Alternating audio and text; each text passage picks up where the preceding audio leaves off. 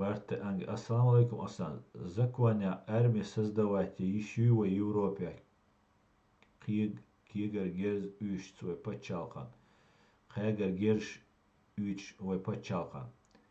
Законя создавать еще в Европе. Дерец. Алейкум ассалам, сварты дерец. Нам никто не даст никакую армию, ничего создавать силовое. Только мирно, только так мы можем. Только когда мы имеем свою территорию на своей юрисдикции, вот если если нас посчитают адекватными, договороспособными, предсказуемыми, понятными, вот тогда нам продадут даже. Продадут, не подарят, не обеспечат, продадут оружие. Особенно какое-нибудь там высокотехнологичное оружие. Да? Поэтому это очень сложно. Например, я мечтаю о том, чтобы мы вошли в НАТО, чтобы мы заключили с американцами союз. И знаете, заканчивая свой эфир, да, хотел бы сказать очень важный тезис, который хорошо было бы, если услышали бы. На территории Кавказа, вообще испокон веков, всегда говорили, если хочешь узнать, что творится на Кавказе, посмотри, что творится в Чечении.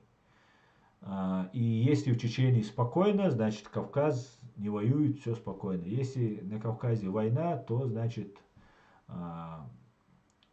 первый, там, кто там это все делает, несет это бремя этой войны, это чеченцы. Это нисколько не умиляю наших братьев, соседей, и грузинов, и остальных, которые там с нами живут. И мы кавказская нация, и мы должны всегда друг другу помогать, выручать и так далее, и так далее. Но это отдельная история. И я хотел бы, чтобы мы заключили с американцами союзный договор, вошли в НАТО. На территории нашей страны стояла база НАТО. Кто там служить будет? Чеченцы, американцы, грузины там, и так далее. Если Грузия войдет, или украинцы, если войдут. Не столь важно. Соблюдение всех норм, правил, как положено. Это дало бы нам время восстановиться, получить образование. Сейчас мы видим, что наш народ находится в тяжелом положении. Ну, сами все знаете прекрасно. И моя цель, и мое желание, к которому я буду прилагать максимальные усилия, чтобы мы вошли в НАТО и заключили союзный договор с США. И я думаю, мы можем гарантировать интересы США на Кавказе. И мы самые лучшие были бы друзья для американцев, которыми мы предлагали быть России, русским. Об этом говорил Джохар. Но русские так не могут сделать. А вот американцы, с которыми между нами нет рек крови, я думаю, мы бы были бы очень надежными и верными своему слову, своему договору партнерами. И я бы хотел бы, чтобы именно так мы двигались.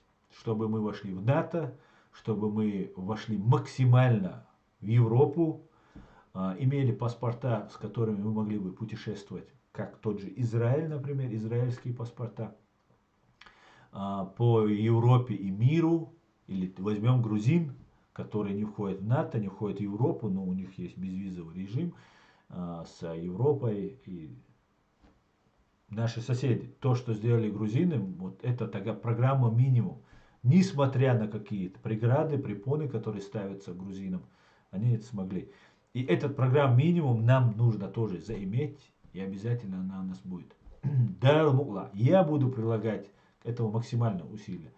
Поэтому, Господи, благослови Америку, Господи, благослови Ичкерию, и Господи, благослови Украину.